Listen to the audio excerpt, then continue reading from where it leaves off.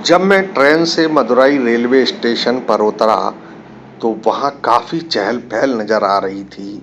मुझे लगा चलो अच्छा है, कम से कम यहाँ बोरियत तो नहीं होगी। दोस्तों, मैं रेलवे डिपार्टमेंट में सर्विस करता हूँ और असिस्टेंट स्टेशन मास्टर के पद पर मेरा ट्रांसफ़र तमिलनाडु के एक छोटे जंक्शन मदुरई पर हुआ था। निर्धारित समय पर मैं अपनी ड्यूटी ज्वाइन करने के लिए वहाँ पहुँच गया। मदुरई उस वक्त एक छोटा सा रेलवे जंक्शन था जहाँ से पूरे दिन में केवल 2 गाड़ियों का ही वहाँ स्टॉपेज था और अधिकांश गाड़ियों का वहाँ से बिना रुके ही गुजरना होता था। स्टाफ के नाम पर वहाँ केवल कुछ कर्मचारी व स्टेशन मास्टर थे जो पास बने सरकारी आवासों में अपनी फैमिली के साथ रहते थे। स्टेशन मास्टर का नाम SBS कुमार था जो मुझे स्टेशन पर रिसीव करने आए थे। SBS कुमार सर जब मुझसे मिले तो उन्हें देखकर ऐसा लगा कि वे स्टेशन मास्टर न होकर कोई तांत्रिक हों।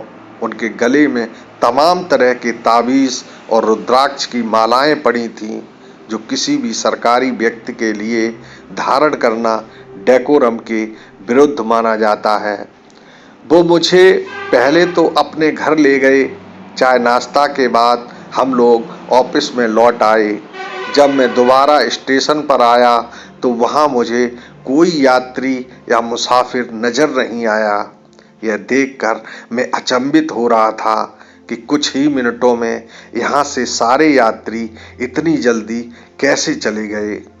मुझसे रहा नहीं गया तो मैंने SBS सर से पूछ लिया कि इतने सारे मुसाफिर इतनी जल्दी स्टेशन से क्यों चले गए। फिर जो उन्होंने मुझे बताया उसे सुनकर मैं खूब हंसा। फिर सोचा कुछ लोग होते हैं जो इन सभी बातों पर विश्वास करते हैं और SBS कुमार सर भी उन्हीं लोगों में से एक हैं। शायद यही कारण है कि उन्होंने तमाम तरह के ताबीज़ और मालाएं अपने गले में पहन रखी हैं। खैर, SBS कुमार सर की बातों से मुझे लगा कि वे दिल के बहुत अच्छे इंसान हैं और ऐसे अच्छे इंसान के लिए मुझे ऐसे अपने मन में धारणा नहीं बनानी चाहिए। अच्छे सीनियर के साथ में रहकर मुझे भी बहुत कुछ सीखने को मिलेगा। SBS कुमार सर ने मुझे अपना ऑफिस दिखाया जहां हम दोनों को ही रहकर काम करना था। दोस्तों, वक्त गुजरता रहा। एक रात की बात है, मैं ड्यूटी पर था और अपने ऑफिस में चेयर पर बैठा चेन्नई एक्सप्रेस के गुजरने का इंतज़ार कर रहा था। रात के 2 बजने वाले थे और 2 बजे ही चेन्नई एक्सप्रेस के गुजरने का समय था। तभी वहाँ एक 28 साल की युवती बदहास हालत में भागते हुए मेरे ऑफिस में दाखिल हुई। इससे पहले कि मैं कुछ समझ पाता, उसने बताया कि उसके पूरे परिवार को कुछ लोगों ने ट्रेन की पटरी पर बांध दिया है, जल्दी से उन्हें बचा लो। मैं बुरी तरह से घबरा गया क्योंकि चेन्नई एक्सप्रेस का वहाँ से गुजरने का समय हो रहा था। मैं पहले ही उसे ग्रीन सिग्नल भेज चुका था, जिसके बाद वो अपना पिछला स्टेशन छोड़ चुकी थी। मैं लगभग भागते हुए ऑफिस से बाहर निकला तो देखा ग्रीन सिग्नल जल रहा है और सिग्नल के पास पटरी पर कई लोग लेटे नजर आ रहे थे। मैंने युवती के तरफ देखा तो उसने उसी ओर इशारा करते हुए कहा कि वे सभी मेरे परिवार के ही लोग हैं। मेरे हाथ पैर फूल रहे थे कि पहले उन्हें खोलने जाऊं या सिग्नल रेड करूं। तभी मुझे सामने से कुछ ही दूरी पर तेज रफ्तार से चेन्नई एक्सप्रेस आते नजर आई। दोस्तों, उस वक्त मेरी क्या हालत हो रही थी यह शब्दों के द्वारा बता पाना मुश्किल है। मैं इतना तो समझ ही रहा था कि ट्रेन इतनी नज़दीक आ चुकी है कि अब न तो चेन्नई एक्सप्रेस को रोका जा सकता है और न इस लड़की के परिवार को ही खोला जा सकता है। दोस्तों, फिर भी मैं उस वक्त भागे जा रहा था कि यदि अपनी जान देकर भी मैं इस लड़की के किसी एक परिवारीजन को बचा सकूं।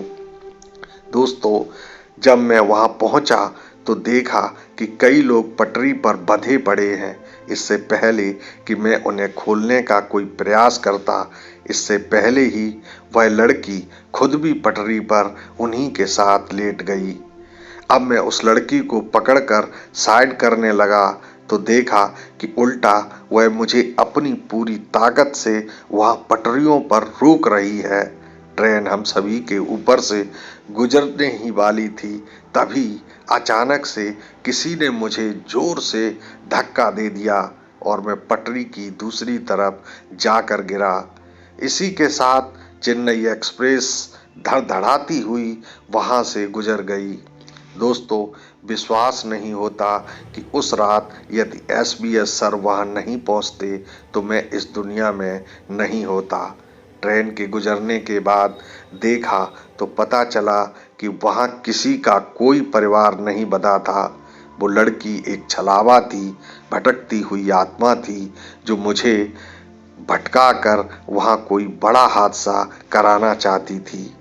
जब देखा कि मैंने रेड सिग्नल नहीं दिया तो फिर उसने मुझे ही ट्रेन के आगे मरने को झोंक दिया होता। दोस्तों, अब मुझे समझ में आ चुका था कि SBS सर ने अपने गले में इतने ताबीज और मालाएं क्यों डाल रखी थीं।